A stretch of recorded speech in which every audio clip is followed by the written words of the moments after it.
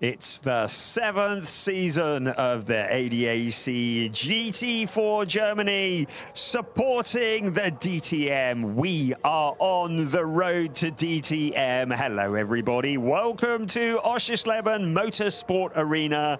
Conditions are sunny and dry. There is a massive crowd present here.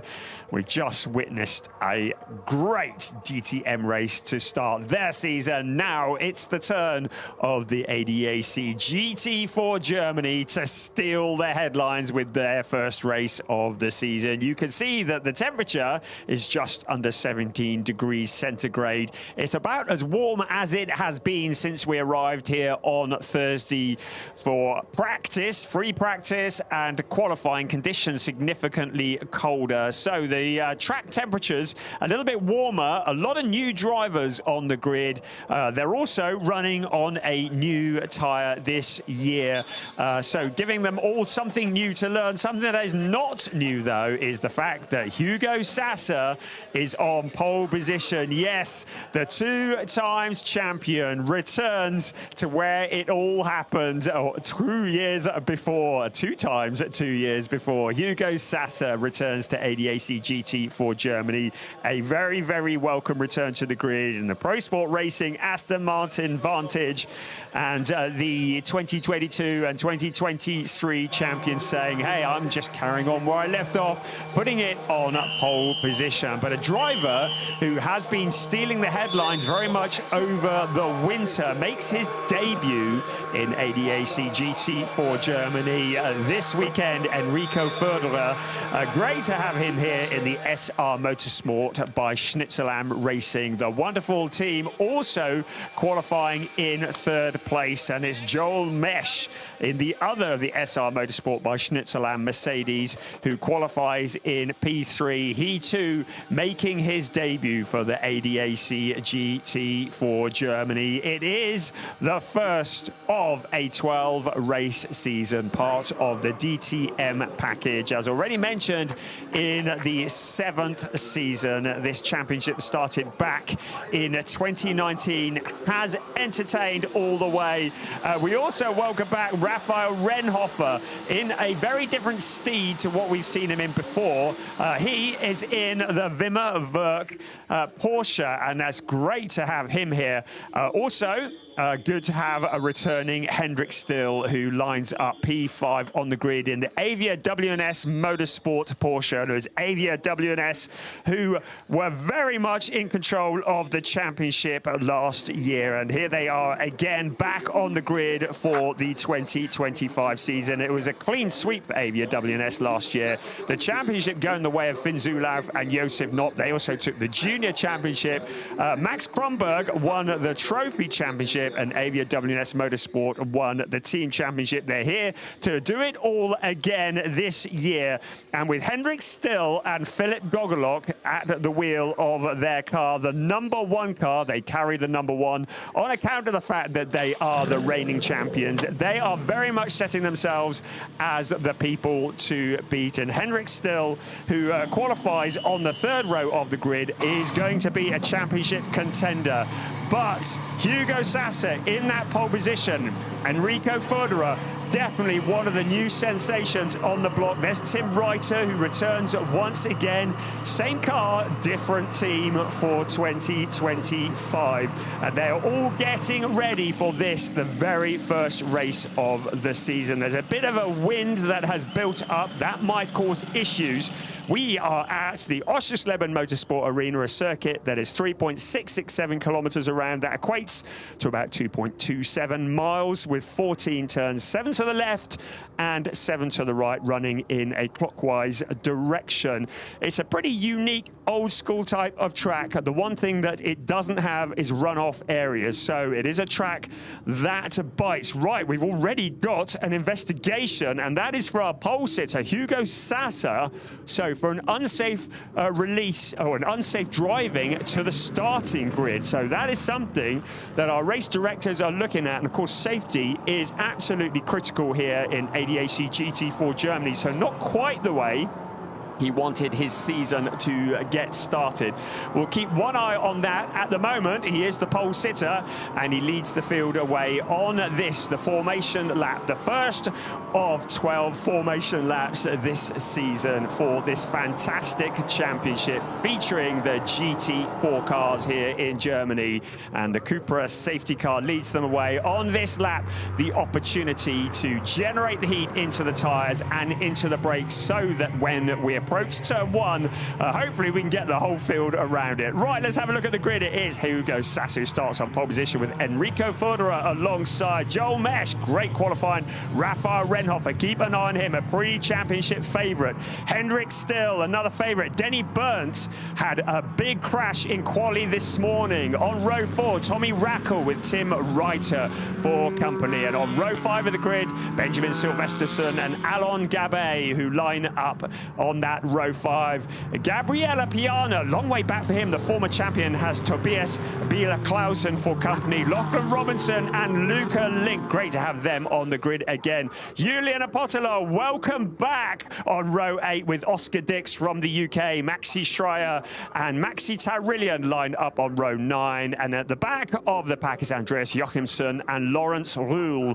So the cars now getting into formation as we head around turn 11. Now, this is a replay, and Hugo, there's very strict what they're allowed to do. Going to the grid, and it looked like just flooring the accelerator, but going to the grid. They're meant to go through at a walking pace as they go to their grid positions, and it might well be that the stewards are taking a look at, and there may well be some kind of penalty incoming for Hugo Sasser, but we'll keep one eye on that.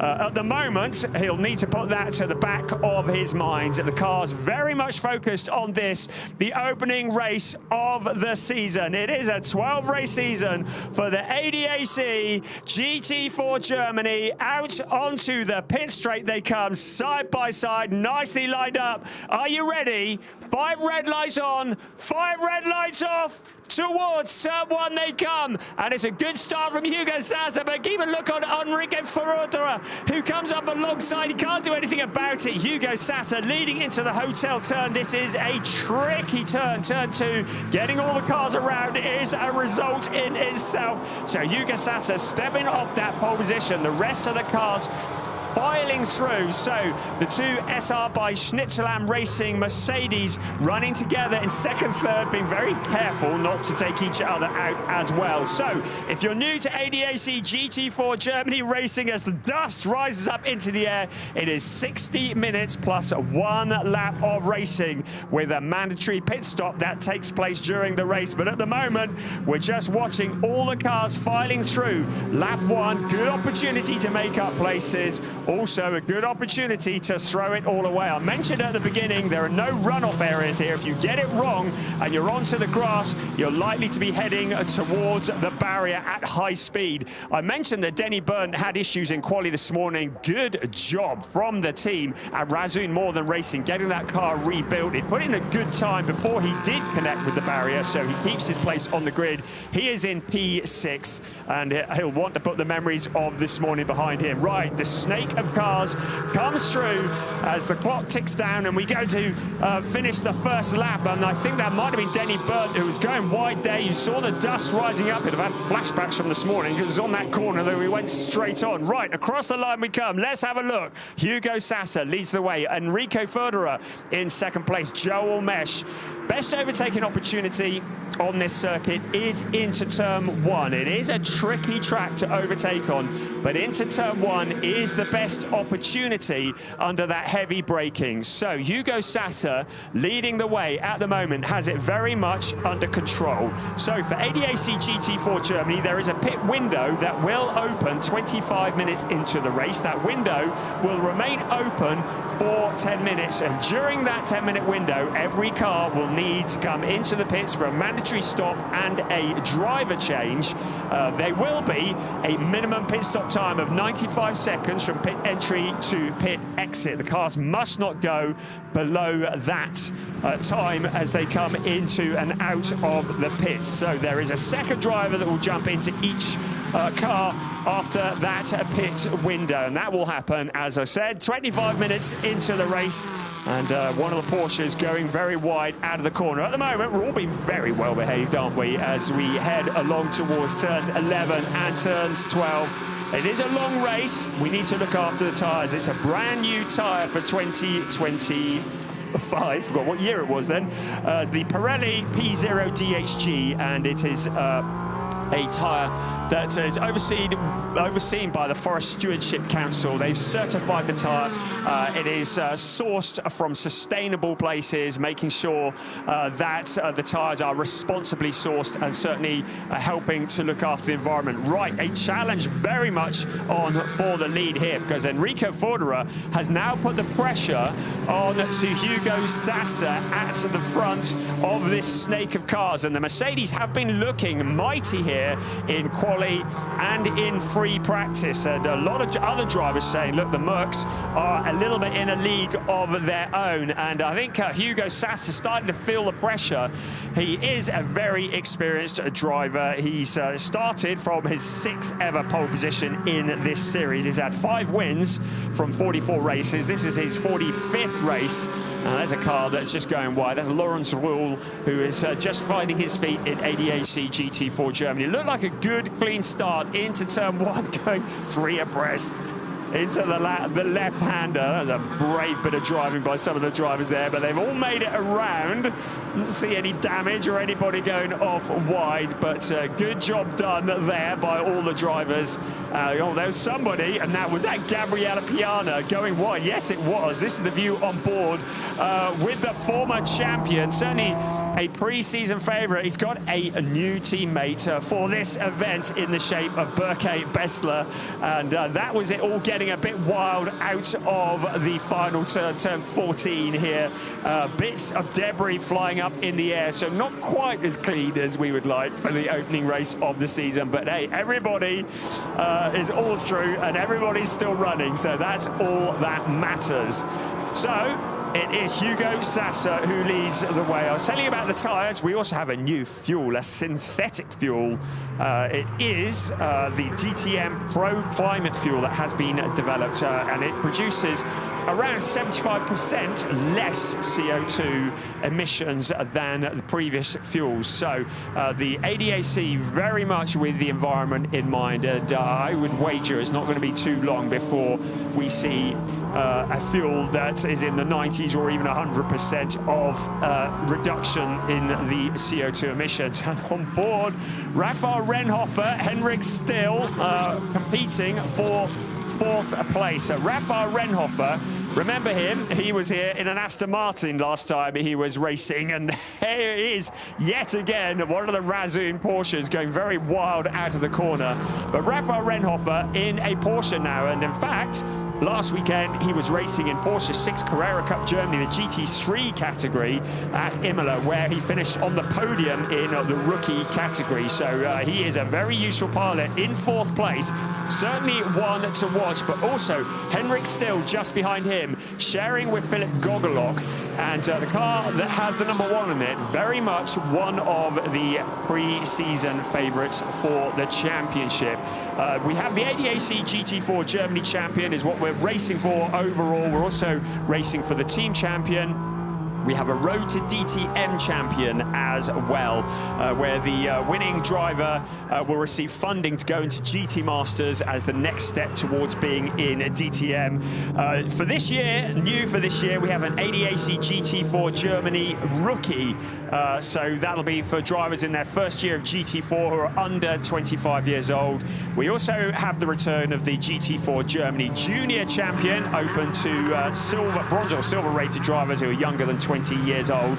Also for this year, we have a Pro-Am champion and an Am champion, which is open to bronze drivers, but we don't have any bronze drivers registered at the moment. It's a fairly new innovation from the ADAC, so we're hoping to see some bronze-rated drivers joining so that we can get the Pro-Am championship and the Am championship up and running in this category as well. But the ADAC always looking forwards to see how we can expand this and to make it more competitive It is a great championship. The defending champions from last year have done exactly what the championship is meant to do. They moved on to bigger and better things. Finn Zulauf, who won the championship with Josef not last year. Finn, who is going to be starting in GT Masters this year. Right now, that's the number 32 car. He had a moment in quali this morning. Maxi Schreier at the wheel of the number 32 car.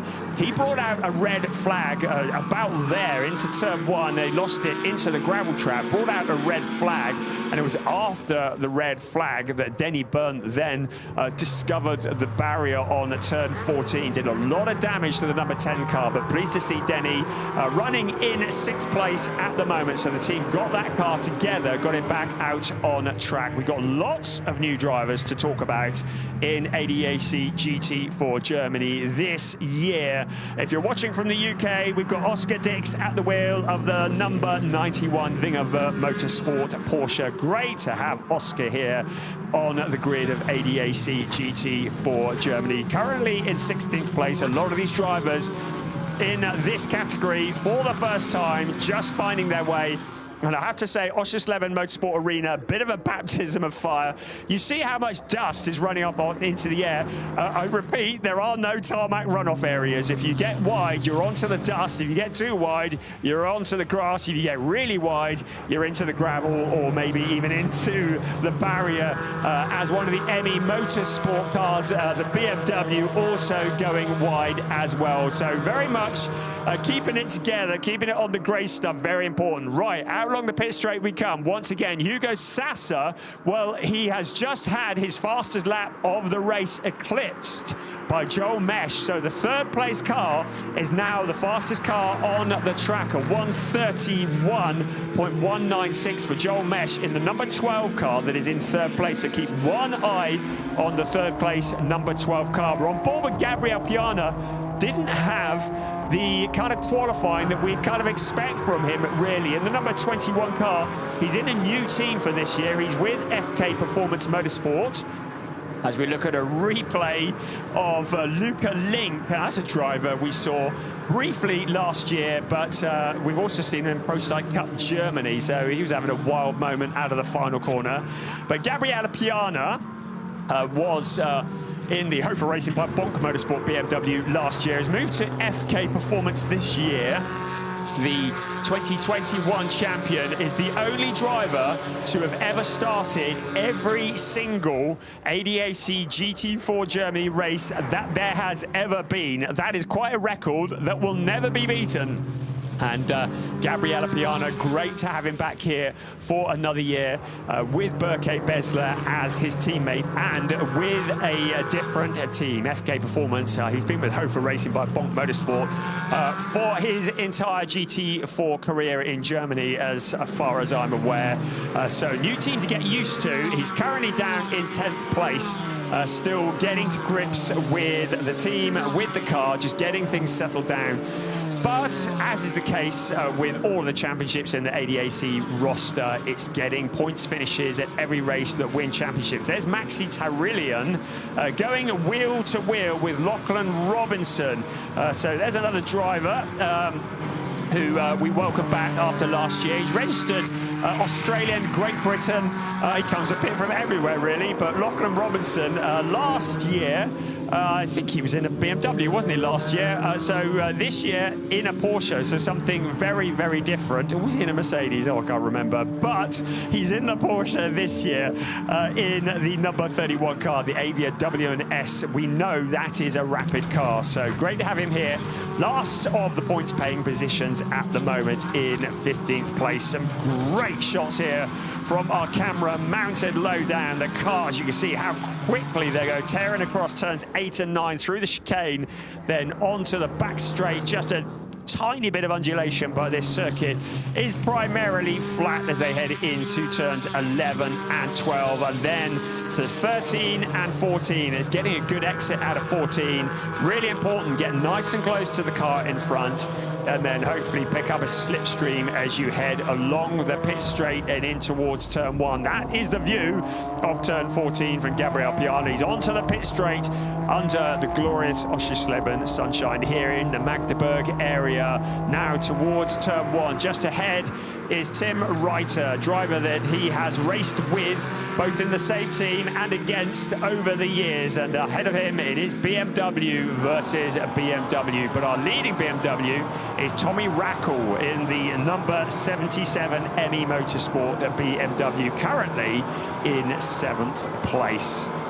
So some great shots from our drone as the cars continue around towards turn 4. The little lake on the sides full of wildlife in the evenings. Not much going on there now, I can tell you. Right, this is for the lead. Hugo Sasser in the number 19.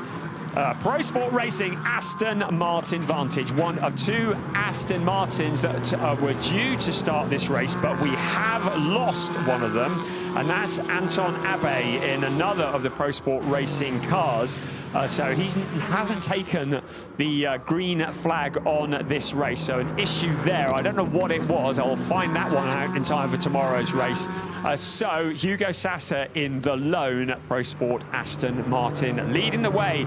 Enrico Förderer from Germany for SR Motorsport by Schnitzelam in that 2nd place and hassling him all the way. Right, there is the leading BMW, Tommy Rackle at the wheel.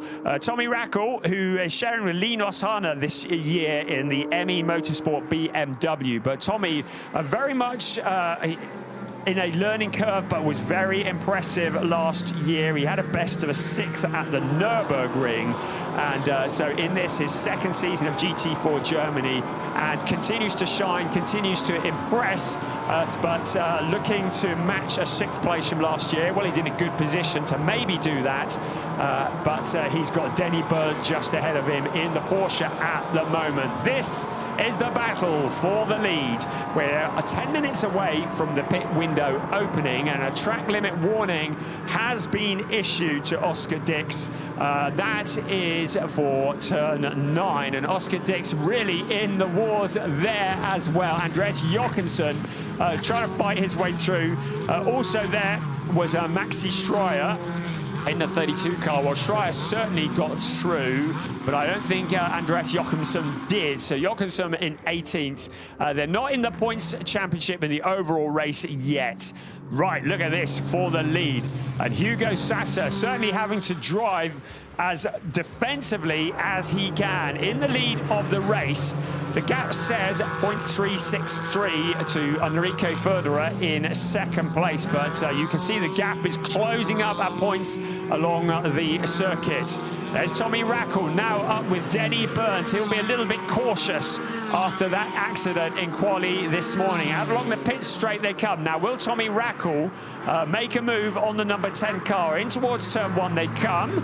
The left-hander, nothing at the moment. Just in the background is Alon Gabet in the number 30 car at around the hotel turn 2. I've never driven it myself, but I'm told it's quite a tough corner to get absolutely right. Then into turn 3, the corner that is also known as Hasseröder, the 180, and then past the lake that is on the left-hand side as you go out of that corner, and then into a sequence, the fastest sequence of corners, turns 4 and 5, taken at pretty high speeds into turn 6, and then it's a hairpin of turn 7. Around we come.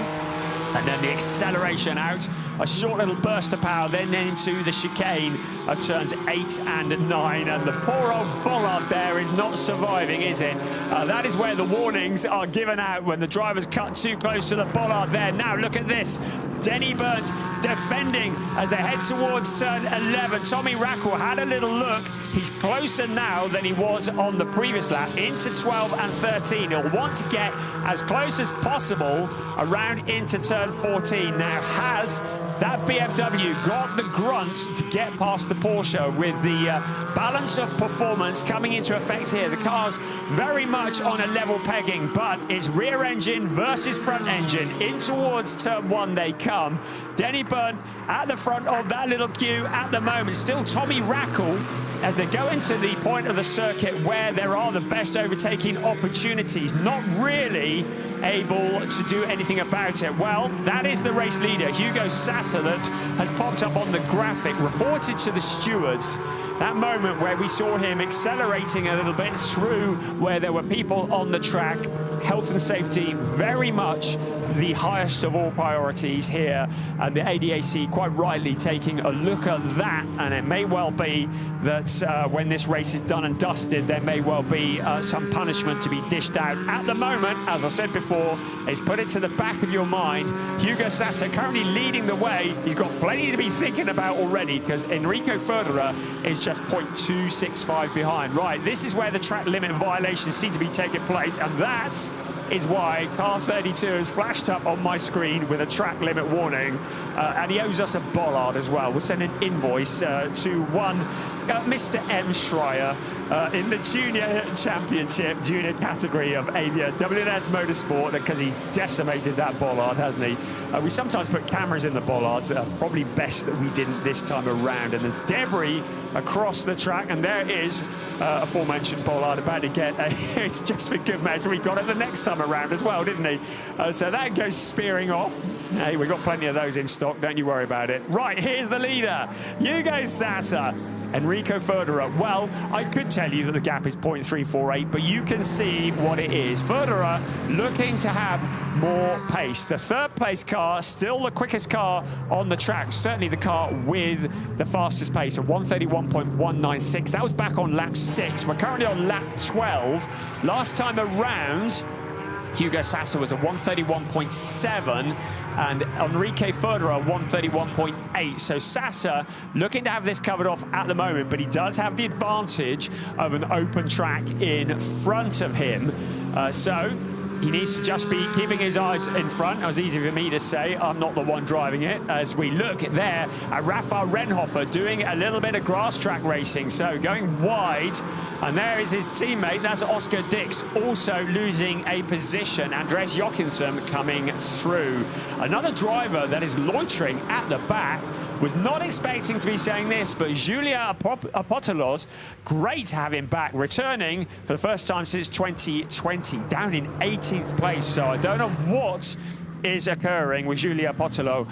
He was in Prototype Cup Germany, has been for the last couple of years, a hugely talented driver, and along with Luca Bosco was certainly one of my tips for a championship run this year, but clearly with issues. The number 8 car that is prepared by BWT Motorsport, currently down in 18th place. So Julia Apotelos, yeah, we clearly having some issues there. It's certainly not through a lack of skill on the driver's front, that is for sure. Right, looking towards turn 3 once again. Hasselmörder, and here come our race leaders. Gabriel Chiana, while this has been going on, has found a route past Tim Reiter, so he's up to 9th place. And Maxi Tarillian has found a route past Tobias Bila Clausen. He is down to 14th. Clausen is with Tarillian up to 13th. But it is the race for the lead that appears to be the closest. Hugo Sasser, well, I expect that when the pit window opens, the team will want to keep him out as long as possible, because his co-driver is Roman Fellner-Feldegg, who will be making his debut in the ADAC GT4 Germany. When Enrico Ferderer comes in, it will be Jamo Hertling who will take over the wheel of that car. And Hertling is a fairly experienced pilot, a very welcome addition to GT4 Germany this year. So I expect that Pro Sport will want to keep Hugo Sasser in the wheel, at the wheel of that car as late in the window as possible, as once again Denny Byrne sees himself with the attention from Tommy Rackle. So I thought at one point Tommy Rackle had got through for that 6th place. At the moment, Denny Byrne holding on for all he's worth, the car that has been patched up after that quali shunt this morning, and it was a fairly sizable shunt, but he's doing a good job at Denny Byrne's in the number 10 car, and he is sharing it with Max Rosam. That's a driver we've associated with BMW over the years. He'll want nothing to do with BMWs this year because there's one that is monstering him all the way in that 7th place, Tommy Rackle, who is still there and is still closing and just waiting his moment to get past. We're about 2 3/4 minutes away from the pit window opening. It will be the first pit window of the 2025 season. On board with Gabriel Piana, a bit of a replay here. So Piana in 9th place, and this is how he got it as he moved past Tim Reiter. And since then, Benjamin Silvesterson in the number 23 car has also relegated Tim Reiter. Very much a battle of the Beamers there. Piana is second in the BMW race. Tommy Rackle still the leading BMW in 7th place. Very excited about Tommy Rackle in 2025 to see where he goes. And he's certainly proving that as he leads the way in the BMWs. The leading Mercedes, Enrico Federer in 2nd place, the leading Aston Martin. Well, that'll be Hugo Sasser then, won't it? Leading the way. The leading Porsche, Rafael Renhofer, still in that 4th place. With Hendrick still just behind him. So things a little bit spaced out at the moment, but of course in a minute and 3/4 this is all going to change around because the pit window will open. A penalty lap has been issued to car 22. That is Andreas Jochimsen, and that is for forcing car 91 off the track. That was Oscar Dix. So he is going to have to visit the penalty box, that white box you see on the right-hand side of your screen on the exit of the corner, and he will have to pass through that box at no more than 50 kilometers an hour. It's a 50-meter box, so that has been issued to car 22, Andreas Jochimsen. That is the equivalent to adding about 5 seconds on to the lap time. So Jochimsen will drop down the order as a result of that. And I think he may well, has he taken it yet? Doesn't look like he's taken it yet, but he will have to visit that penalty box very soon.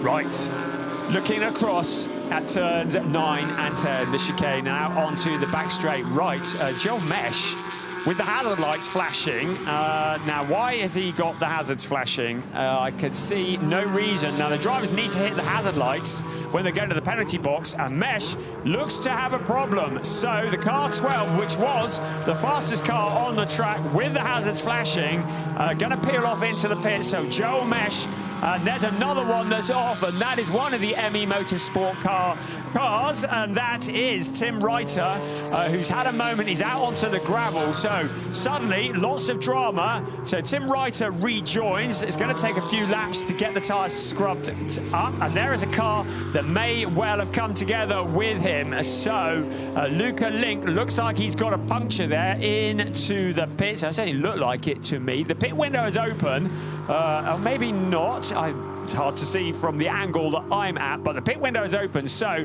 cars will need to come in for their mandatory stop. It looked to me like the Luca Link car might have been struggling somewhat with potentially a puncture, but we will see. But certainly the mandatory pit stop anyway for the cars they come in. And yes, it was Luca Link, I think, who got together with Tim Reiter. And right, into the pits we come. So driver out and new driver in. So the car looks very down on the corner. And right, the pit stops are very heavily regulated. The drivers must not leave the garage until the car is stationary. Limited number of crew allowed to work on the cars as well.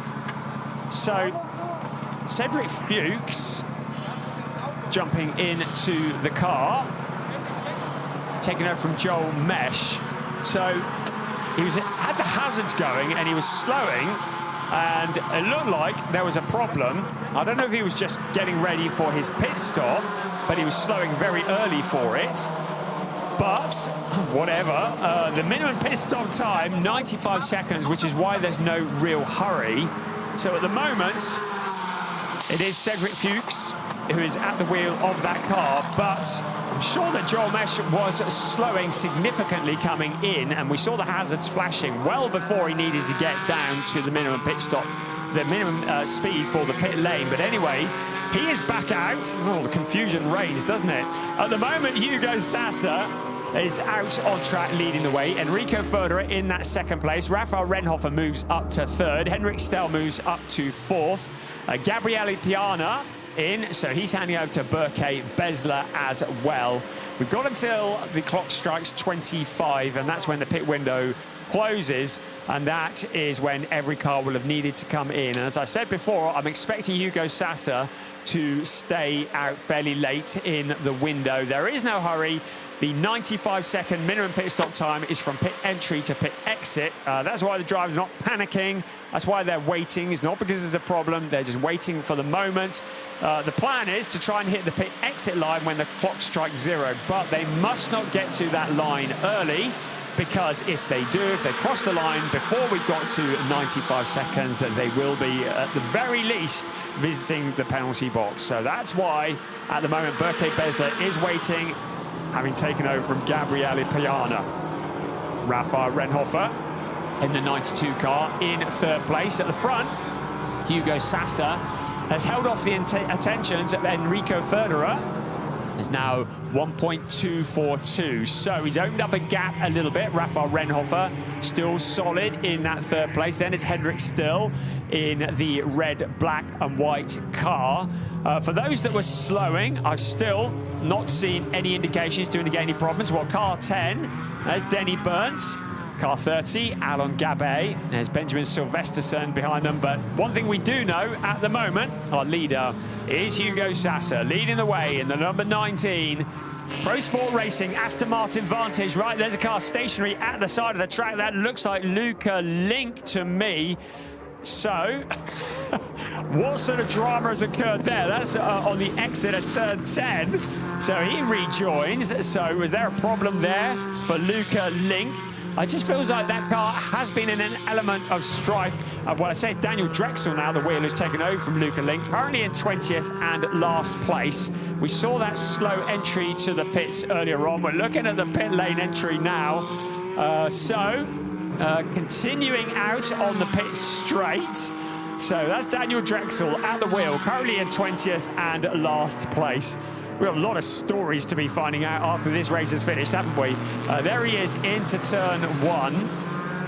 It did look like there was an issue with that car when it came into the pits earlier. Right, now let's have another look here. There is the 32 car doing a little bit of grass track racing. That was Maxi Schreier, who went deep into turn 2, and that allowed through Giulia Potolo in the number 8 car. So Potolo, having worked his way up into 8th place, but of course a number of the cars around him have come in for their mandatory stop. Still yet to pit is race leader Hugo Sasa.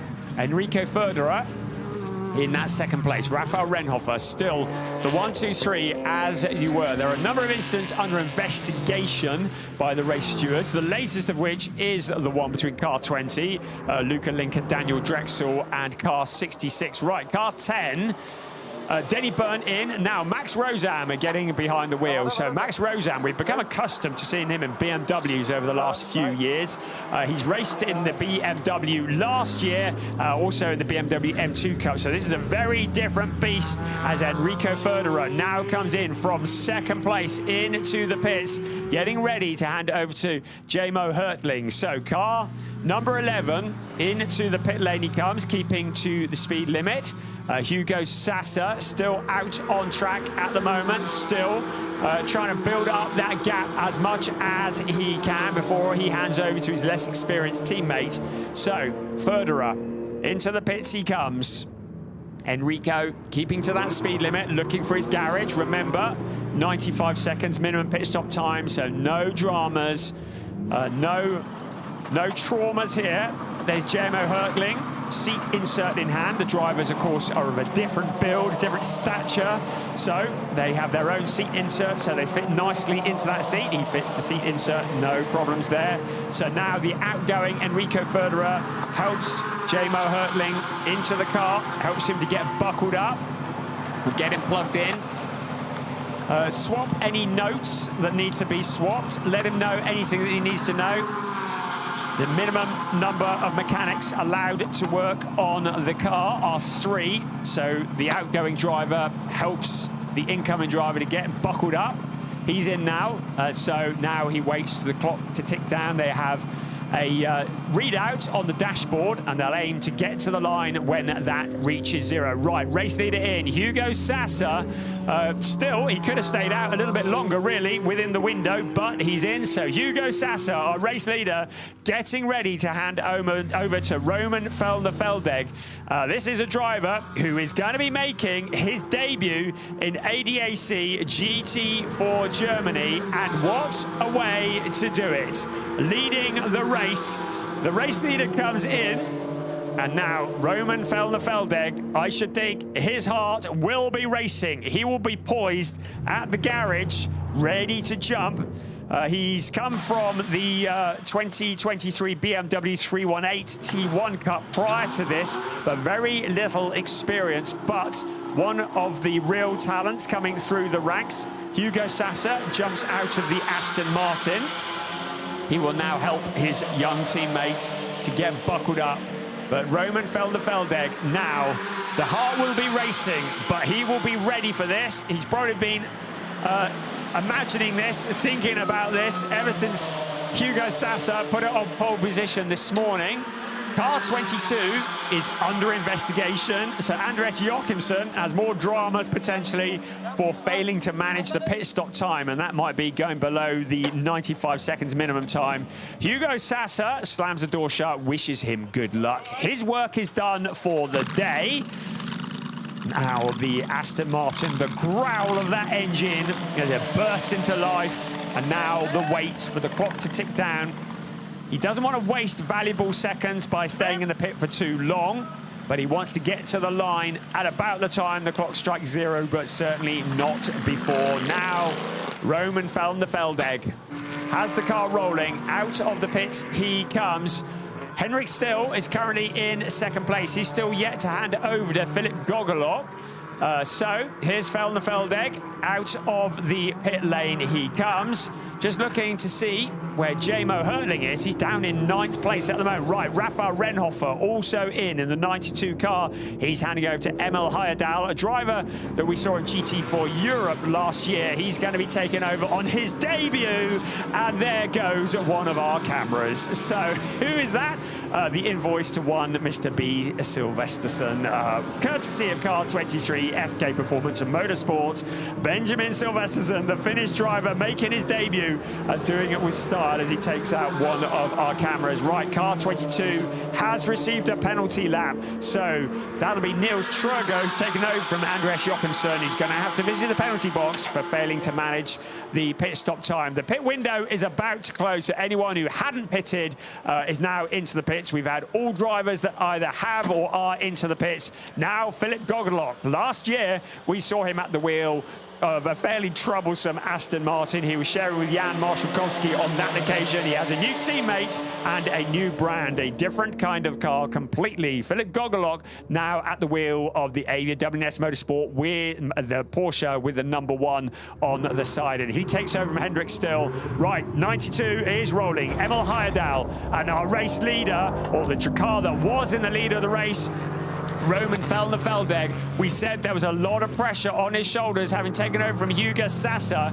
He's currently what could be the net leader of the race, or is he? Because there is a yellow and black Mercedes that's in front of him. We'll wait for it all to settle down as they cross the line in a bit. So Emil Heyerdahl in the pit lane, but I think J-Mo Hertling has found a route past and will become what will be the net leader of the race. That mistake from Roman Feldeg, and J-Mo Hertling, who is an experienced pilot, now taking the lead of this race. Emil Heyerdahl into that 3rd place, having taken over from Rafael Renhofer, and he will fancy a chance at the 2nd place as well. So Roman Feldeg there in the Aston Martin Vantage, it's an awful lot of pressure. Let's have another look here as he came out of the corner, just a little snap of oversteer and then correcting it out wide onto the grass. He didn't end up in the gravel trap, so that's the important bit.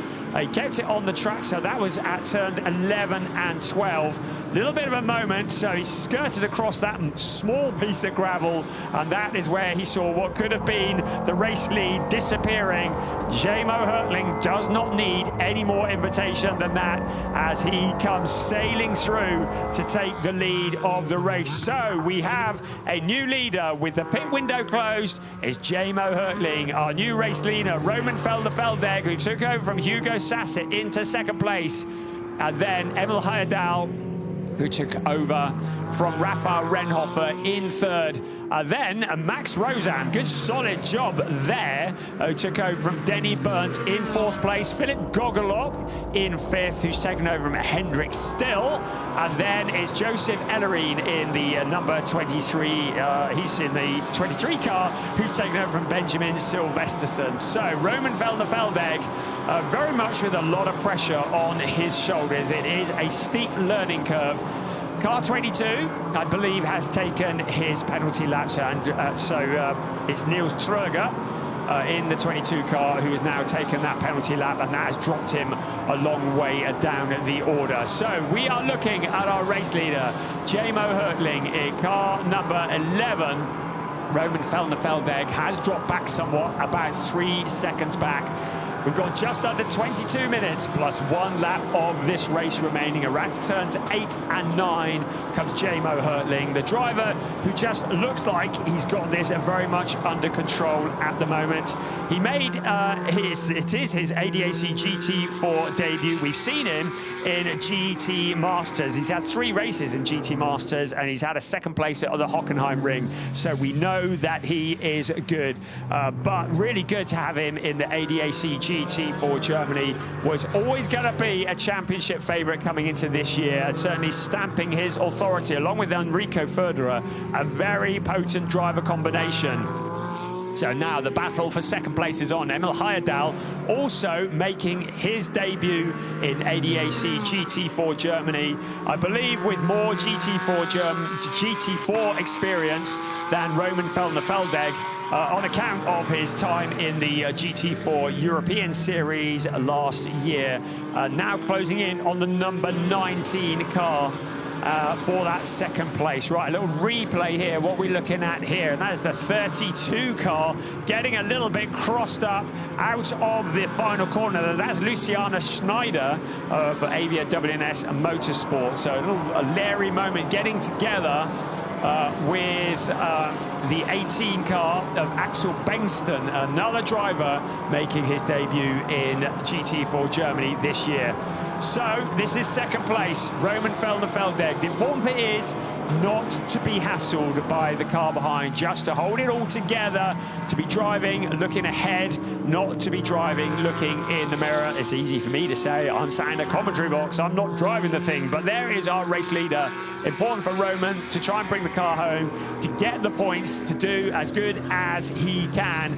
At the moment, Emil Heyerdahl looking very quick in the Porsche. Max Rosen is some 9.7 seconds back from this battle. So even if Emil Heyerdahl is able to get through Roman Velder-Feldegg, still in a good, solid podium position in this race, with just over 19.5 minutes remaining. Out along the pit straight we come, doing a solid job, and he will have had lots of coaching from Hugo Sasser, the 2-time champion, who he's sharing the seat of that car with. We didn't expect to see Hugo Sasser in GT4 Germany this year. He had actually said over New Year that he was taking a year out to concentrate on other things other than racing. But clearly the lure of GT4 Germany has proven to be too much, and he's back and coaching Roman Velder-Feldegg as well. Emil Heyerdahl on his debut And with ADAC Motorsport, great to have them back once again in this series. And they are a team who are expanding. I mentioned that we saw Raphael Renhofer in Porsche 6 Carrera Cup Germany last weekend in Imola. Well, he was driving a ADAC Motorsport car there, and they're looking to do hopefully a full season in Porsche 6 Carrera Cup Germany next year as well. So the Wimmer brothers are doing a great job to here in ADAC GT4 Germany. Very welcome additions. Two cars on the grid, one of them challenging for second place with Emil Heyerdahl at the wheel. Just taking his time, the driver from Norway making his debut, and now just tracking the German driver in front of him, Roman van der Velde, for that second place, just biding his time. Don't throw it all away. Don't put it in the gravel. That applies to both of them, really, doesn't it? Right, sees a fair bit of gravel out on the track. Out of turn 14, out along the pit straight we come. Once again, full tilt, picking up a slipstream as they head towards turn 1. A tricky corner, taken at fairly high speed. There was some talk at the beginning of this year that might return to the format of becoming a sharp 90-degree left-hand turn. It didn't happen this year. It may well happen next year, but it is a good overtaking opportunity, but a tricky corner leading into the hotel turn, and now into the fastest section of corners, turns 4 and 5. And we'll Heyerdahl having a little look to the inside of Roman van der Velde. And then out around turn 7 they will come.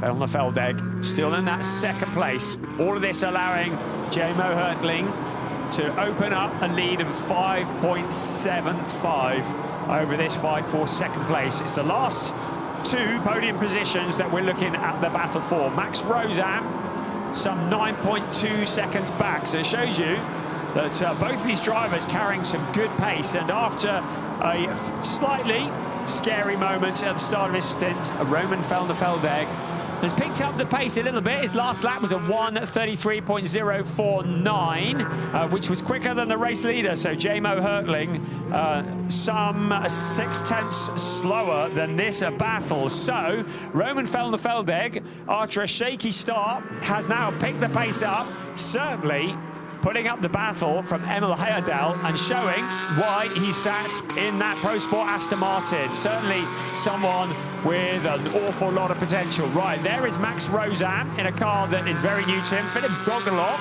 in 5th place. Coming into this season, I would say that Philip Gogolok and Henrik Still very much potential championship challengers. And then behind them is Linus Hana in the ME Motorsport BMW. He's taken over from Tommy Rackle in the number 77 car. Then it's Berke Besler in the 21 car. Right, this is car number 30, Tommy Gore, Jamaica to the world. Great to have Tommy back again in 8th place, but he's got a lot of attention coming. We've got a car off now, car 66. So that's Philip Viskirchen parked up at the side of the track. So there's been a problem there. This is almost certainly going to bring out a safety car. It's on the pit straight, a very fast part of the circuit. At the very least, it's going to bring out a full course yellow, but this may well bring out a full safety car. Right, we are going full course yellow in less than 10 seconds. The warning has been given to the driver. So with a quarter of this race remaining, the full course yellow is out. Now, our race steward does quite often go full course yellow before safety car. It depends on whether they feel as though they can move that car, which has come to a stop at a very fast part, one of the fastest parts of the circuit. They'll need to decide whether they can move it under full course yellow or whether it will need a full safety car. At the moment, the driver is clear. But Philip Viskirchen, great to have him back, but not quite what he was thinking of when he got out of bed this morning. He's taken over from Tim Reiter, but issues with that BMW means it's come to a stop on the pit straight. He's the younger brother of Moritz Viskirchen, and those who followed ADAC GT4 Germany for a number of years will be familiar with both of the Viskirchen brothers. Very talented drivers, but that car stranded. Right, well, it looks like we might be able to get it moved under full course yellow. So under full course yellow, drivers are required to reduce their speed to 80 kilometers an hour. And it means, in theory, the gaps should remain the same. Well, J-Mo Hertling's gap at the front is up to 11.042 seconds. So drivers decelerating at different times. They would have had a warning from race control 10 seconds before we went into full course yellow, and they would have had the countdown. And the theory is that all the gaps stay the same, just everybody goes at 80 kilometers an hour. But you do get a change in the gaps, and it's also taking the pressure off a little bit for Roman Feldner-Feldeg in that second place. Emil Heyerdahl has dropped back to 2.197 behind, and Max Rosam is now 13.6 seconds back from that battle ahead of him. So at the moment, we're just waiting for the ME Motorsport car to be moved. And it's great to have ME Motorsport on the grid. Marcus Eicheler, the ME of ME Motorsport, has been a very welcome addition. He's very begrudgingly given up the driving seat of that car and handed it over to the young whippersnappers now, and he is just focused on being the team boss. But great to have them part of the ADAC GT4 Germany grid. Marcus Eicheler, he says, it hurts a little that I'm no longer behind the wheel myself. Yeah, I'm sure it does. And it'll hurt a little bit more to see one of his cars getting towed off the circuit. The good bit is, well, certainly for the race leader, is that a safety car doesn't look to have been required. So the gaps should remain the same. There is J-Mo Hertling in the number 11 SR Motorsport by Schnitzelam Racing car, and Schnitzelam Racing really, really good. They've returned for the first time since 2022. Their driver coach is Marcel Marcevic. He is a very talented driver himself. Marcel Marcevic, who is coaching for Schnitzelam, and really good to have the team back on the grid after a 3-year absence from ADAC GT4 Germany. We've seen them in GT3 racing. They know how to build a car, of course, from near the Nürburgring, that team, and really, really good to have them here, just proving how good they are. And oh dear, there is the aforementioned driver who has left the seat of the car. I believe that's Philip Viskirchen, who has left the seat of the car as it is being towed away. So there's the number 20 car, and that is looks at notes. Yes, Daniel Drexel. He's another returnee. Confused because he was number 40 last year, so we've halved that one. The rest of the cars, there's Daniel Drexel. He is a back-marking car in 19th place, and the race leader will be ready to catch up with him. I should think we're going to be going back to green any second now. So 11 minutes remaining of this race. There is the second place. You get the feeling that Emil Heyerdahl is anticipating being quicker on the accelerator when this goes back to green, to try and beat Roman Feldner-Feldeg onto the accelerator and try and nick him as soon as it goes green. Well, I should think that Feldner-Feldeg has been briefed and is ready. Will have his foot hovering on the accelerator, ready to nail it, and I think this is going to happen any second. I've got one eye on my timing screen to see if there's any notification when this full course yellow might end, but I think it's going to be any moment now. We're looking across turns 9 and 10, the chicane, but J-Mo Hertling very much in control of this race. Second place very much up for grabs. It's Roman Feldner-Feldeg versus Emil Heyerdahl. Here's our race leader. He's got the back marking car in front of him, which he will dispatch fairly quickly. Right, full course yellow ending any second now. It said 10 seconds. That was probably about 5 seconds ago. So are we ready? Who's going to get the jump here as we go back to green? And Roman Feldner-Feldeg was on the accelerator. Now, careful of that debris. Don't pick up a puncture. Emil Heyerdahl has not done quite what he wanted to do at the start of this green flag period. Of course, the tyres would have cooled down as well, so they want to make sure they've got a bit of grip when they turn up at turn 1 in a minute. We're on to the fastest part of the circuit. Flat out, you can see Emil Heyerdahl just weaving slightly to generate a bit of heat into the tyres. Not sure he's close enough to do a dive bomb into turn 1. So there is the second place. Roman Feldner-Feldeg got it under control into turn 2. This is where you need a bit of grip. It's a really tough corner, this.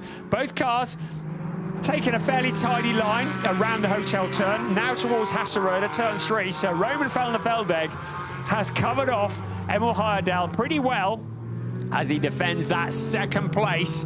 Meanwhile, at the front, Jamo Hertling, the gap is 8.253, so maybe he was a little tardy on the accelerator, but certainly 8.2 seconds with less than 9 minutes remaining is not a hard place to be in. I should think that Jamo Hertling will be happy with that. Roman Velder-Veldeg will be feeling the pressure, so part of this is going to be about handling, horsepower. Part of it is going to be about grip. Part of it is going to be about keeping your head. And that's exactly what Roman Velder-Veldeg needs to do as the cars head along the back straight towards turn 11 to just keep his head together. Emil Heyerdahl ready to pounce. He took over from Raphael Renhofer, who qualified the car on the second row of the grid. Roman Velder-Veldeg in the car that started in pole position. Hugo Sasser leading the way. And then it was Jamo Hertling who got past just after the pit stop sequence. He had taken the car over from Enrico Förderer. Right, out towards turn 1, flashing the lights. Doesn't actually achieve anything in terms of horsepower. Might achieve something in distracting the car in front. Under braking. In the background, you saw Max Rosan with Philip Gogolok. Oh dear, car 22 under investigation once again, this time for speeding under a full course yellow. So Niels Tröger, along with Andreas Jochumsen in the FK Performance Motorsport BMW, are going to probably have to do detention after this race because the stewards have had a lot of attention on them. A lot of attention on second place, Roman Velder-Veldeg. He's holding on at the moment. Can he hold on for another 7.25 minutes? When the clock strikes 0, the drivers will complete the lap that they're on, and then there will be one more lap after that. Right, car 22 has another visit to the penalty box, this time for speeding under a full course yellow. That's the equivalent to getting flashed by the Gatso on the M25. Not that that's happened to me yet. Right, along the back straight we come. There is the second place, Roman Velder-Veldeg. Still doing well, holding the pressure. Right, that's the depressing sight for Niels Tröger. And indeed his teammate Andreas Jochumsen in the FK Performance BMW. So they were in 17th place. Behind them, a long way behind, is Lewis Moser. Great to have him here. He's taken over the number 40 car from Lawrence Ruhl. In 19th place, Daniel Drexel and Luca Link. I'm still not entirely sure what happened there, but they are in 19th, and we've lost just one car. That is the 66 car that was being driven by Philip Viskirch. Prior to that, it was Tim Reiter. But this fight for second place, it has been going on all race long, and it is far from over. 6 minutes to sort this one out. Gloves are off here. So Emil Heyerdahl, Roman Velder-Veldeg, Heyerdahl going wide. That's not the quick way past the Aston Martin. He does well to keep the gap.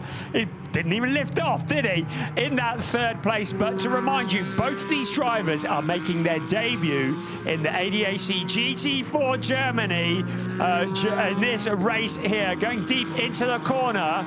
Emil Heyerdahl has more GT4 experience on account of GT4 Europe. You just saw him getting a little bit airborne as he picks up a bit of curb. That was a replay of the moment where he's like, grass, what grass? I don't care, keep my foot buried on it. So there we go again, and yeah, the plumes of dust and grass cuttings rising up into the air. That's fine for Roman Velder-Veldeg, but he still hasn't shaken him off. He's still in that second place. How desperate is Emil Heyerdahl to move up a step? I think it's fair to say that Heyerdahl and Raphael Renhofer are contenders for the championship this year. There is no doubt that Hugo Sasser and Roman Velder-Veldeg are contenders, so they need the points. You don't get any points if you bury it in a tyre barrier or indeed in a gravel trap somewhere along the way. So how hard dare you push? What a great angle that is. Into the hotel turn and a nice tighter line. Emil Heyerdahl, now he's done it. He pulls alongside. He's going to give the pinch to Roman Velder-Veldeg. I have to say, very fair driving from Emil Heyerdahl, because Roman Velder-Veldeg, he could have pinched him on the exit of the corner. He gave the room for Veldeg to come through. Veldeg getting his nose back in front, but now Emil Heyerdahl, he's got a taste for the outside line, hasn't he? Into turn 4 he comes out, braking Roman Velder-Veldeg. Great great racing. Both of these drivers, to remind you, on their debut in ADAC GT4 Germany. Good, clean racing. There's some senior drivers who would well do to take note of this. They gave each other space. Eventually, it went to Emil Heyerdahl up into second place. Roman Felderfeldegg relegated down into the last of the podium positions. It's going to be even further if he keeps doing that on the grass track. Now, here is a view of him. The camera that we've got on the roof of the number 19 car. And you just saw him there just casually correcting it as he went onto the dirt. Right, here's a replay of it. Emil Heyerdahl around the wide outside. Round the outside and follow the master. That's what he says, and that's exactly what he does. The Wim Avert Porsche dialed in beautifully, finally squeezing past the Aston Martin. Now with 3¼ minutes remaining of this, the opening race of the seasons. The only fan-sponsored cars is now into second place, and Roman Felderfeldegg down into third. Oh, I can see some jokes incoming here. 3 minutes remaining of this, the opening race of the season, and we have a new second place while all this is going on. Jamo Hertling says, so long suckers, I'm 9.858 seconds up the road. Right, we briefly mentioned Tommy Gore from Jamaica, who is in the number 30 car. He's taken from Alon Gabay, who started off in that car, the driver from Israel. Both drivers in their second year in the ADAC GT4 Germany. This is for 8th place, and behind them is Oscar Christensen, who's taken over from Lachlan Robinson. It's the battle of the Avia WNS Motorsport Porsches. Don't take each other out. That would make for some awkward conversations over dinner tonight, wouldn't it? But good, clean racing. We know we're capable of it. Out along towards turns 8 and 9, we come once again. What remains of our bollards are still there. Now onto what we affectionately call the back straight. Some debris there. We want to avoid that. We don't want to cut a tyre, but really good to have some Jamaican representation. Tommy Gore, his mantra of Jamaica to the world, and he certainly impressed last year, but with a new teammate from Israel, and we're expecting great things from them. No pressure or anything, but an 8th place on the season opener is a pretty good result, and that's what it'll be if things remain as they are. Although Oscar Christensen from Denmark would dearly love to relegate him one more place, but he's running out of time. We've got less than 90 seconds on the clock. Then it'll be the obligatory +1 lap. Jamo Hertling seemingly with this under control. 9.822 is on the timing screen. That is the lead over Emil Heyerdahl and Roman Felderfeldegg in the last of the podium positions. A shout out, Car 40, for Razzoon More Than Racing. Razzoon running both BMWs and Porsches here in the ADAC GT4 Germany, but both their drivers very much learning the ropes. I think Lawrence Rule had a fairly lively look at the debris there on the track now, and really wants to avoid going through that. It was Lawrence Rule who started off at the wheel of that car. Now Lewis Moser, who's taken over, the Austrian driver, but they're very much cutting their teeth in GT4 racing, and that's not going to aid the cooling at all of the car, or indeed the aerodynamics underneath it. The latest dynamic aerodynamic package on the BMW M4 GT4, and that's not what they had in mind when they dispatched that out of the BMW factory, but it doesn't seem to be harming him too much at the moment. He's in 18th place, so not in the points championship hunt at the moment, but just getting to the end, that's a good starting point in your ADAC GT4 Germany career. And the clock has indeed struck 0. I think that our race leader had crossed the line before it struck 0, so I don't think this is the last lap. It'll teach me for not paying attention. So he's up around turn 7 at the moment. Jamo Hertling at the wheel of the number 11 SR Motorsport by Schnitzelam Racing, Mercedes-AMG, and leading the way from Emil Heyerdahl out along at the exit of turn 10 towards turn 11. And then in towards turns 11 and 12. He will come.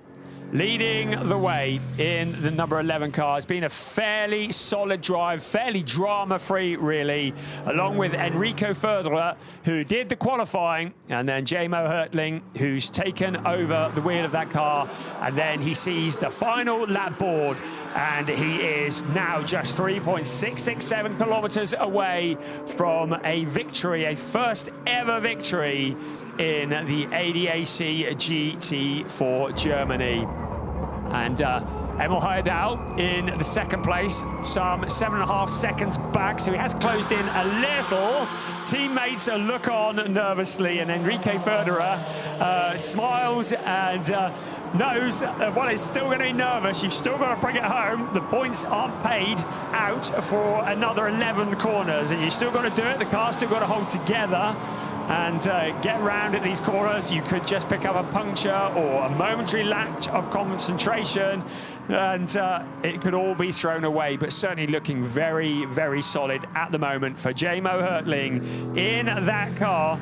His first ever race in ADAC GT4 Germany, although a very experienced driver, Enrico Förderer as well. So both these drivers on debut in ADAC GT4 Germany, who have shared the seat of the SR Motorsport by Schnitzelam Racing Mercedes-AMG into turns 11 and turn 12 for the very last time, then just into 13 and the sweeping turn 14, and he will exit the next corner out onto the pit straight. In front of him, he will see the checkered flag raised high. It will be a sigh of relief for J-Mo Hertling and Enrico Förderer, because they are the first winners of ADAC GT4 Germany 2025. Across the line, next will be Emil Heyerdahl and Raphael Renhofer in the Wimmerwerk Motorsport Porsche 718 Cayman, and then Roman Feldner-Feldegg along with Hugo Sasser. A podium finish on debut for Roman Feldner-Feldegg in the number 19 Pro Sport Aston Martin Vantage. So there's your 1, 2, 3. Max Rosam getting to grips with the Porsche, doing a good job in 4th place. Philip Gogolok in the number 1 car will come home in 5th. Ahead of Berke Besler, who along with Gabriel Piana done a good job working up into 6th place. Then in 7th place, it's Linus Hahner, along with Tommy Rackle, who are in the number 77 ME Motorsport BMW, ahead of Tommy Gore, and he, along with Alain Gabet, in the number 30 Porsche. But the headlines today, J-Mo Hertling, along with Enrico Förderer, who take the first win of the season in the ADAC GT4 Germany. So a helicopter shot from above the motorsport arena Oschersleben, and there we have it. It's Enrico Förderer, J-Mo Hertling, Raphael Renhofer, Emil Heyerdahl, Hugo Sasser, Roman Feldner-Feldegg, your 1, 2, 3 out of Demi Berndt and Max Rosam, Henrik Still, Philip Gogolok. Good solid points ahead of Berke Besler, Gabriel Piana, Linus Hahner and Tommy Rackle in 7th. And it was already mentioned Alain Gabet and Tommy Gore in 8th. Good solid drive from Oscar Christensen, along with Lachlan Robinson. I believe that for Lachlan Robinson, I believe 9th place is his best ever result in ADAC GT4 Germany. So certainly a step in the right direction from him. And then rounding out the top 10, Victor Nielsen and Maxi Tarillion for Razun More Than Racing. That was the car that started on pole position. Hugo Sasser was looking vulnerable even before the pit stop sequence. I don't think they had the legs for the mighty Mercedes-AMG on this occasion, but of course that could all change. So Roman Feldner-Feldegg and Hugo Sasser in that 3rd place, and Raphael Renhofer and Emil Heyerdahl in the 2nd place.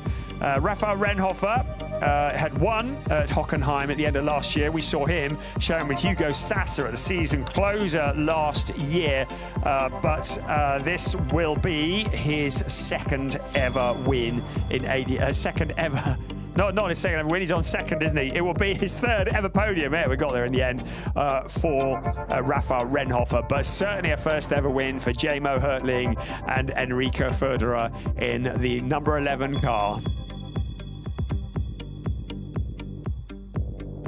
So under the sunshine here in Magdeburg, and congratulations all around from the team. The perfect way to start the season, and some good clean racing. We had everybody finish bar one. The only non-finisher, Philipp Wiskirchen. In fact, Daniel Drexel, after the traumas, was a lap down, but the only recorded non-finish was Philipp Wiskirchen. That's what we like to see. It was this time last year, certainly this weekend last year, we had a Mercedes on its roof. So you know, we're making progress, everybody. Yes, very, very good. Good clean racing. Good number of cars on the grid for the size of circuit, as well as Rafael Renhofer. Just going to congratulate his co-driver, Emil Heyerdahl, in the orange and white car. And there, Jamo Hertling. And he just looks to be taking stock at the moment. Probably savouring the minute, to be quite honest. Savouring the moment, because taking your first win, well, you're never going to do that again, are you? So it's a big moment. And I said before, Jamo Hertling has experience in GT3 racing. And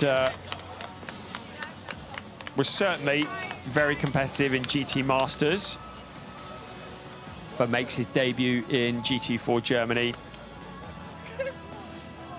Showed his intent in the GT Winter Series, the Giedlick Series, the GT4 category. Had 5 wins in that, and finished second in the championship, did Jamo Hertling.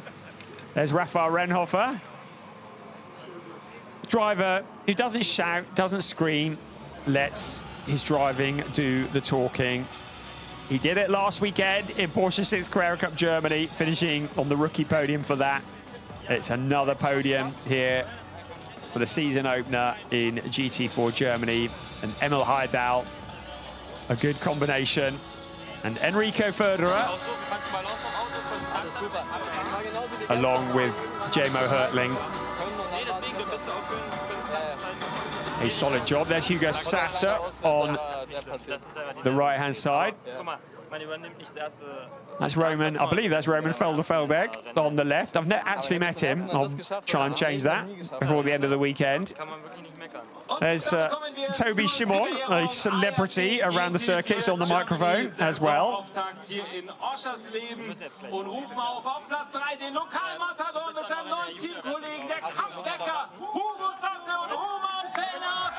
So he calls the drivers onto the podium. Good, solid points. Championships are made through consistency, not just race wins. Rafael Renhofer, along with Emil Heyerdahl, will stand on the second place of the trophy, of the podium. Jamo Hertling and Enrico Förderer will take the top step of the podium. We always knew they were going to be a strong combination. We'll have a representative from SR Motorsport by Schnitzelam. Oh, no, we've got Tim Reiter up as... Oh, no, it is a representative from... I don't know, Tim Reiter there, from Schnitzelam. Right, enough of this. Let's have a national anthem.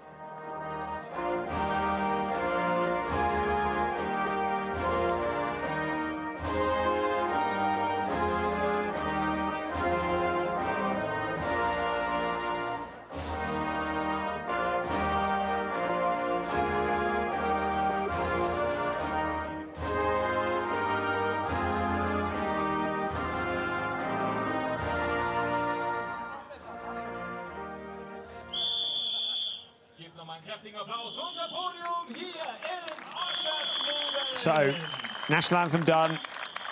The 6 drivers will now receive their trophies. And lovely trophies there too. There you go. That's what Oschersleben looks like from the sky. A memory as Stefan Stocker awards the trophies. First-time winners, both drivers on the top step of that podium. An afternoon they will remember forever. Rafael Renhofer, well, he's got a fair few trophies already. I don't know how many Emil Hardell has, but that'll be one that he'll cherish in the second place.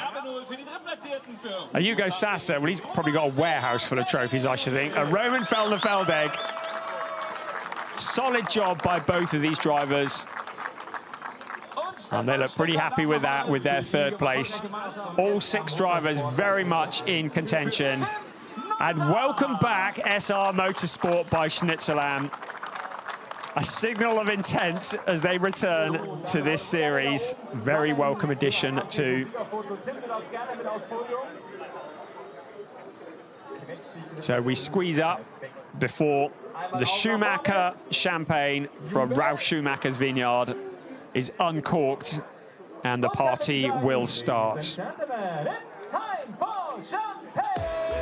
So the celebration starts, but not for long, because tomorrow morning it will be qualifying for race 2 of this 12-race season for ADAC GT4 Germany. And about this time tomorrow as well, we will get to do it all again. The drivers who finish 1, 2, 3 will be carrying success ballast. The winner will have 15 kilos, second place will have 10 kilos, third place will have 5 kilos of extra weight on board. So it may well be very different. The qualifying will be tomorrow morning, the race tomorrow afternoon. We will see who will exit the Oschersleben Motorsport Arena as the championship leaders. We'll look forward to seeing you tomorrow. Have a good rest of Saturday. Join us for race 2 tomorrow.